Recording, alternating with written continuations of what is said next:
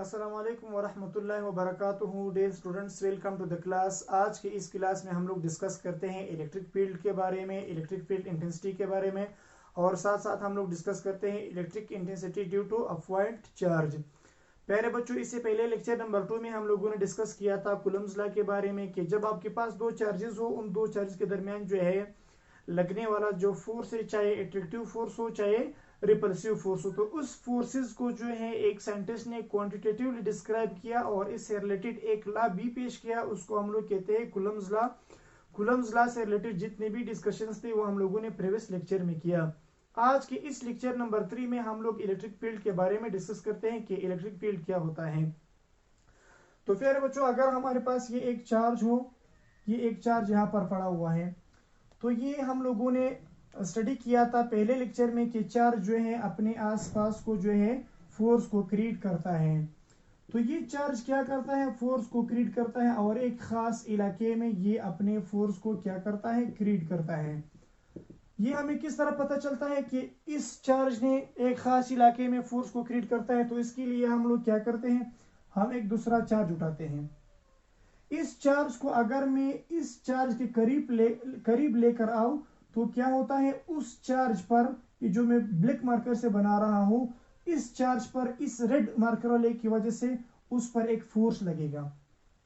ये फोर्स जो है, ये इसने जो फोर्स को क्रिएट किया है, ये एक खास इलाके में क्रिएट किया है। ये जो इलाका है, जिस इलाके में इस पॉजिटिव चार्ज ने फोर्स को क्रिएट किया है, ये इलाका इसके लिए क्या कहलाता है, इलेक्ट्रिक फील्ड कहलाता है, अगर मैं आपको सिंपल वर्ड्स में बता दूं। प्यारे बच्चों, इसी तरह हम लोगों ने मैग्नेटिक फील्ड के बारे में भी पढ़ा है। मैग्नेटिक फील्ड क्या होता है, अगर आपके पास एक मैग्नेट हो, मैग्नेट के पास भी ये एक इंट्रिंसिक प्रॉपर्टी है कि वो फोर्स को क्रिएट करता है। वो फोर्स तो हम लोग महसूस नहीं कर सकते हैं, तो उस फोर्स को महसूस करने के लिए हम लोग कोई दूसरा मैग्नेट इसके करीब लेकर आते हैं। तो अपने आसपास जितने इलाके में इस मैग्नेट ने फोर्स को क्रिएट किया है, वो इस मैग्नेट का मैग्नेटिक फील्ड कहलाता है। प्यारे बच्चों, इसी तरह हम लोगों ने ग्रेविटेशनल फील्ड के बारे में भी डिस्कस किया है।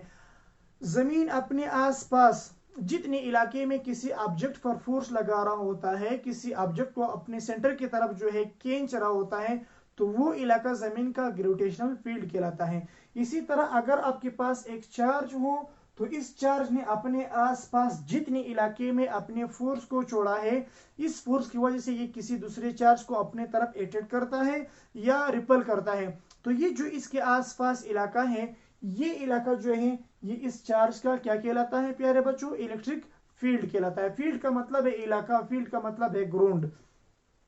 आप यहां पर देखिए, मैंने इसका एक सिंपल डेफिनेशन लिखा है। What is electric field? अगर शॉर्ट क्वेश्चन में आ जाए तो आप इसको इस तरह डिफाइन कर सकते हैं, द रीजन और स्पेस, ये वो रीजन है, वो स्पेस है अराउंड एन इलेक्ट्रिक चार्ज, एक इलेक्ट्रिक चार्ज के आसपास वो इलाका in which another charge can feel the effect of that charge in the form of force। इस चार्ज के आसपास वो इलाका कि इस इलाके में जब आप कोई दूसरा चार्ज लेकर आते हो, तो वो दूसरा चार्ज जो है इस पहले चार्ज का जो है इफेक्ट को फोर्स की फॉर्म में महसूस करेगा।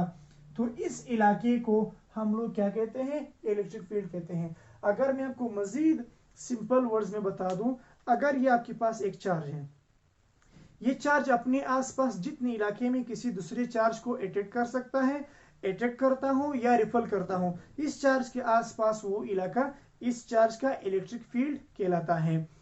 सो इलेक्ट्रिक फील्ड का एक और डेफिनेशन भी है, इसको हम लोग इस तरह भी डिफाइन कर सकते हैं कि what is electric field? It is the force acting per unit charge, the force acting per unit charge in a specific region is called electric field। अब देखिए मेरे बच्चों, अगर हमारे पास ये एक चार्ज है, तो ये चार्ज, ये जो चार्ज है, ये इस पॉजिटिव चार्ज की वजह से उस पर क्या लगेगा, एक फोर्स लगेगा। तो इस चार्ज की वजह से उस चार्ज पर जो फोर्स लगेगा, तो ये मैंने यहां पर लिखा है द फोर्स एक्टिंग, फोर्स इस चार्ज की वजह से उस चार्ज पर, उस यूनिट चार्ज पर फोर्स लग रहा है एक खास इलाके में। तो ये इलाका, इस रेड कलर वाला जो चार्ज है, ये इसका क्या कहलाता है, इलेक्ट्रिक फील्ड कहलाता है। तो प्यारे बच्चों इसको मैं इस तरह भी लिख सकता हूँ, what is electric field? Electric field is the force acting per unit charge. जब इस चार्ज की वजह से फोर्स लग रहा है उस छोटे चार्ज पर, उस स्मॉल क्यू पर, तो इसको हम लोग क्या कहते हैं? इलेक्ट्रिक फील्ड कहते हैं। तो प्यारे बच्चों जैसे आपको पता है कि इलेक्ट्रिक फील्ड का यूनिट क्या है, अगर आप इसका यूनिट निकालना चाहते हो तो आप इस फॉर्मूले से निकाल सकते हो। फोर्स का यूनिट है न्यूटन, चार्ज का यूनिट है कूलम, तो इसका यूनिट है न्यूटन पर कूलम। आप इसको याद रखिएगा, ये टिक मार्क्स जब आते हैं तो इसमें इस तरह की चीजें आते हैं। The unit of electric field is, तो आपको पता होना चाहिए, that is Newton for coulomb. और एक इसका और भी यूनिट है वोल्ट पर मीटर, वो हम लोग यहाँ पर डिस्कस नहीं करते हैं, वो आगे क्लासेस में फिर हम लोग इसको डिस्कस करते हैं। तो आज के लिए याद रखो एसआई यूनिट क्या है, इलेक्ट्रिक फील्ड का जो एसआई यूनिट है वो है न्यूटन पर कूलम। और एक पॉइंट भी प्यारे बच्चों आप लोग ज़हन में रखें कि जो वेक्टर को जो इलेक्ट्रिक फील्ड है, इलेक्ट्रिक फील्ड जो है ये एक वेक्टर क्वांटिटी है। तो ये रहा इसका डेफिनेशन कि चार्ज के आसपास वो इलाका जिसमें चार्ज किसी दूसरे चार्ज पर फोर्स लगा रहा होता है, ये इलाका इस चार्ज का क्या कहलाता है? इलेक्ट्रिक फील्ड कहलाता है। और इलेक्ट्रिक फील्ड जो है ये एक वेक्टर क्वांटिटी है, और इस वेक्टर क्वांटिटी का जो यूनिट है that is Newton for coulomb. अगर ये वेक्टर क्वांटिटी है प्यारे बच्चों तो इसका डायरेक्शन कहां पर होगा, ये पॉइंट भी आप लोग यहां पर याद रखो। The direction of field is in the direction of force, in the direction of force। जिस डायरेक्शन में फोर्स लग रहा होता है तो फील्ड का भी वही डायरेक्शन होगा। किस तरह? अब देखिए ये आपके पास ये एक पॉजिटिव चार्ज है, यहां पर मैंने कोई दूसरा चार्ज लेकर आया तो ये चार्ज क्या करेगा? उस चार्ज पर उस डायरेक्शन में फोर्स लगाएगा, तो यही डायरेक्शन जो है ये फील्ड का डायरेक्शन होगा। या इसी तरह अगर ये चार्ज मैं यहां पर रखूं तो ये जो पॉजिटिव चार्ज है ये उस चार्ज को उस डायरेक्शन में रिपल करेगा, तो यही डायरेक्शन किसका होगा? फील्ड का होगा। या अगर मैं चार्ज को यहां पर रखूं तो ये जो पॉजिटिव चार्ज है ये इस चार्ज को इस डायरेक्शन में रिपल करेगा, तो यही जो है फील्ड का डायरेक्शन होगा। ये पॉइंट मैंने यहां पर लिखा, the direction of field is always in the direction of force. जिस डायरेक्शन में फोर्स लग रहा होता है वही डायरेक्शन किसका होगा? इलेक्ट्रिक फील्ड का होगा। सो प्यारे बच्चों ये है simple definition of electric field. अब मैं आपको मजीद ये बता रहा हूं कि जब आप इलेक्ट्रिक फील्ड को स्टडी करते हो, मैं इन पॉइंट को मिटा रहा हूं, आप बेशक वीडियो को जो है पास करके इन सारे पॉइंट को नोट करें। दोबारा हम लोग इसको जो है मजीद समझते हैं इलेक्ट्रिक फील्ड को। तो अगर आप इलेक्ट्रिक फील्ड के केस में बात करते हो, if you are talking about electric field, अगर आप इलेक्ट्रिक फील्ड का टॉपिक पढ़ते हो तो ये आपको याद होना चाहिए कि इलेक्ट्रिक फील्ड के टॉपिक के मुताबिक चार्जेस के कितने किस्में होते हैं? दो तरह के चार्जेस होते हैं। एक को हम लोग क्या कहते हैं? Source charge. ये सोर्स चार्ज और टेस्ट चार्ज, ये जब आप इलेक्ट्रिक फील्ड पढ़ते हो तो आपको इलेक्ट्रिक फील्ड के अंदर इन चीजों का पता होना जरूरी है। एक है सोर्स चार्ज प्यारे बच्चों, एक होता है टेस्ट चार्ज। अब सोर्स चार्ज क्या होता है? सोर्स चार्ज वो चार्ज होता है विच प्रोड्यूस इलेक्ट्रिक फील्ड। वो चार्ज जो फोर्स को क्रिएट करता है, जो फील्ड बनाता है, उस चार्ज को हम लोग क्या कहते हैं? सोर्स चार्ज कहते हैं। सोर्स चार्ज पर नेगेटिव भी हो सकता है और सोर्स चार्ज पॉजिटिव भी हो सकता है। और टेस्ट चार्ज क्या होता है? It is the charge which measure the strength of field। ये वो चार्ज है जो कि फील्ड को मेजर करता है। प्यारे बच्चों मिसाल के तौर पर यहां पर मेरे पास ये एक पॉजिटिव चार्ज है। अगर ये एक पॉजिटिव चार्ज है तो ये चार्ज क्या करेगा? ये इसकी इंट्रिंसिक प्रॉपर्टी है कि ये चार्ज जो है अपने आसपास एक मखसूस इलाके में एक फोर्स को छोड़ता है, एक फोर्स को क्रिएट करता है। ये जो इलाका है ये इस चार्ज का क्या कहलाता है? इलेक्ट्रिक फील्ड कहलाता है। अब हमें किस तरह पता चलता है कि यहाँ पर इलेक्ट्रिक फील्ड है या नहीं है? हमने तो यहाँ पर ये सीखा कि सोर्स चार्ज वो होता है जो फोर्स को मतलब जो फील्ड बनाता है, विच प्रोड्यूस इलेक्ट्रिक फील्ड। अब हमें पता है किस तरह चलता है कि यहाँ पर इलेक्ट्रिक फील्ड है।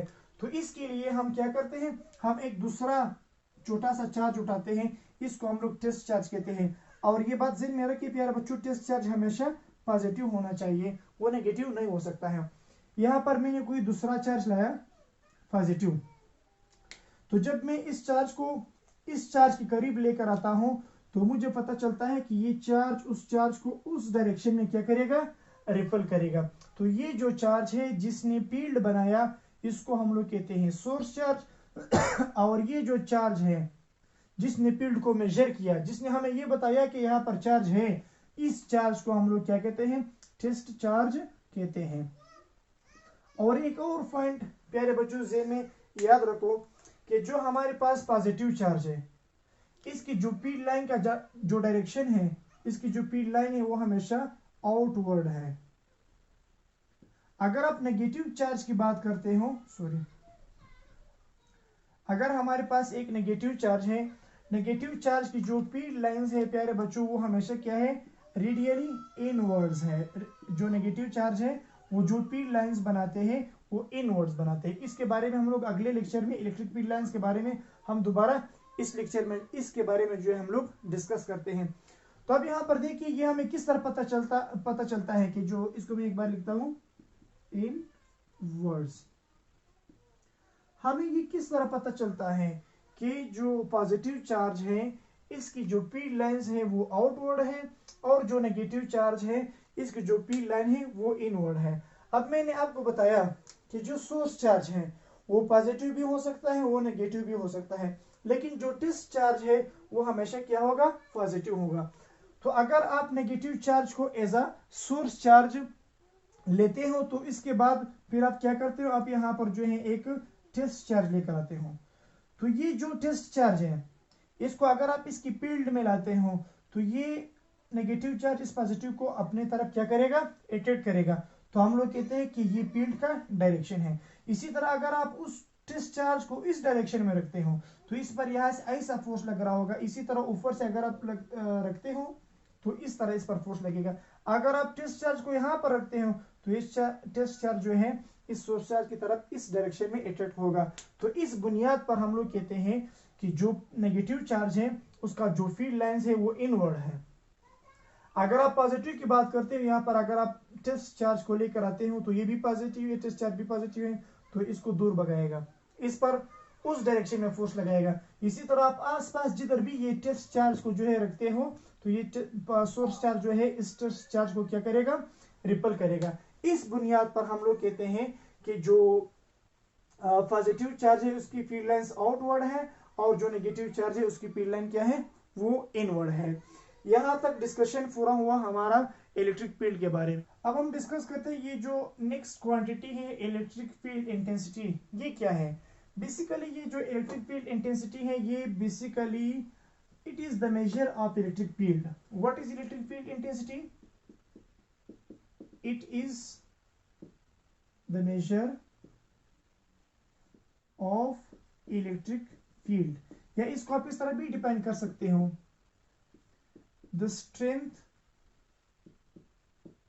Of field at a point.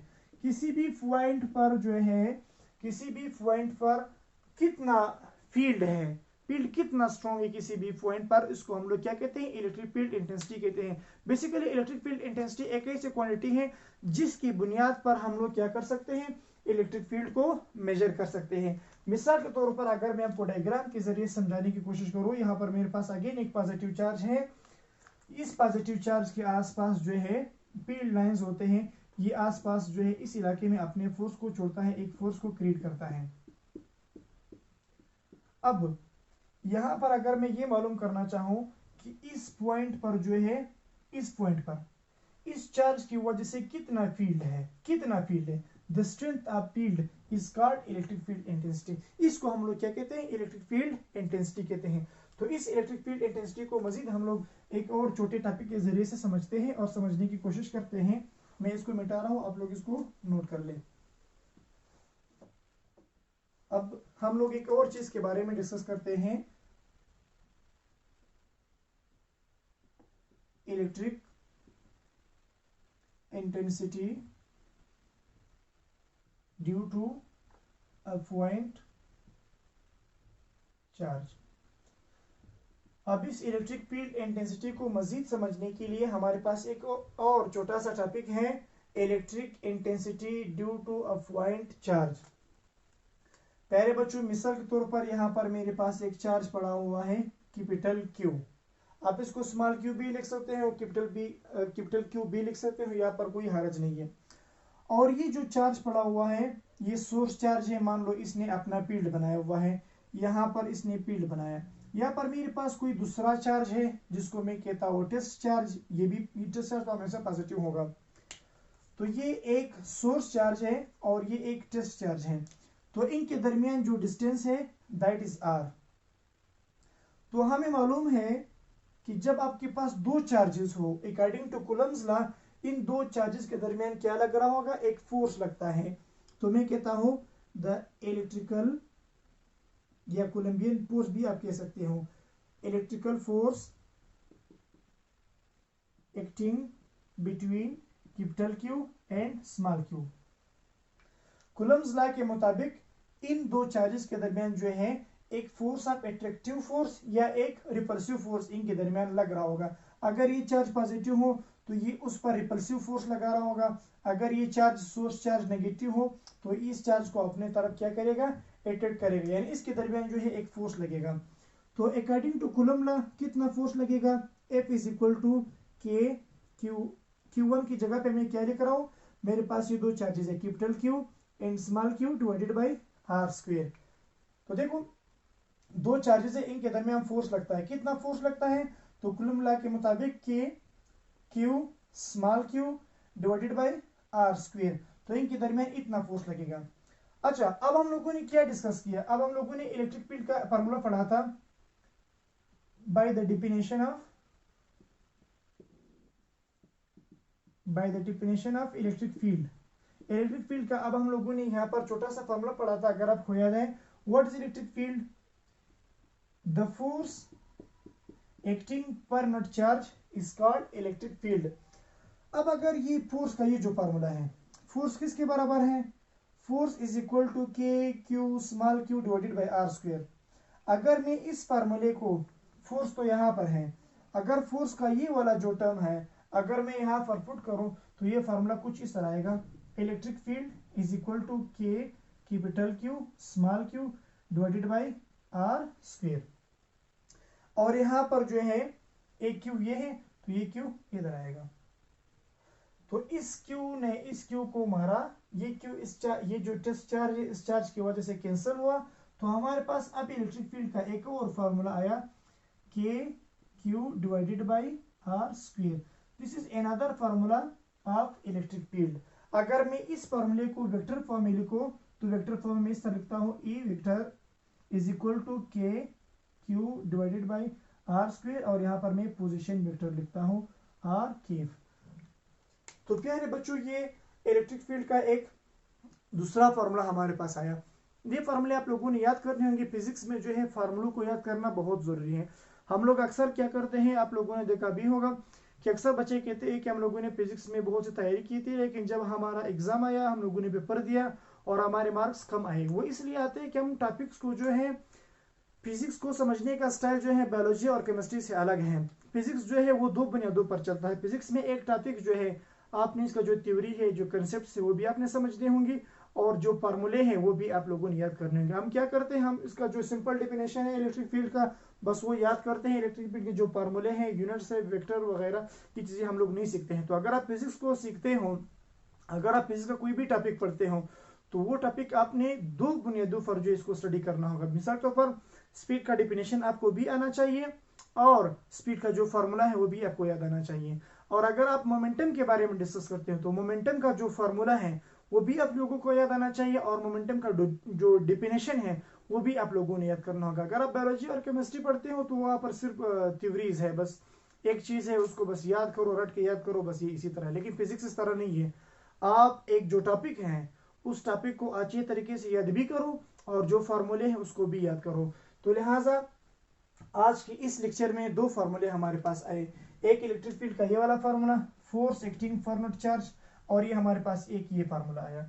इस फार्मूले को हम लोग कब अप्लाई कर सकते हैं?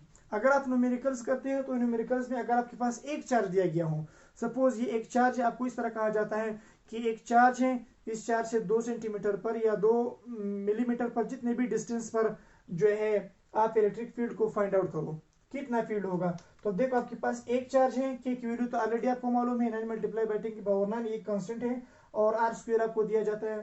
तो आप किसी भी पॉइंट पर जो है इस फार्मूले की मदद से इलेक्ट्रिक फील्ड को जो है कैलकुलेट कर सकते हो। तो आज हम लोगों ने डिस्कस किया इलेक्ट्रिक फील्ड के बारे में।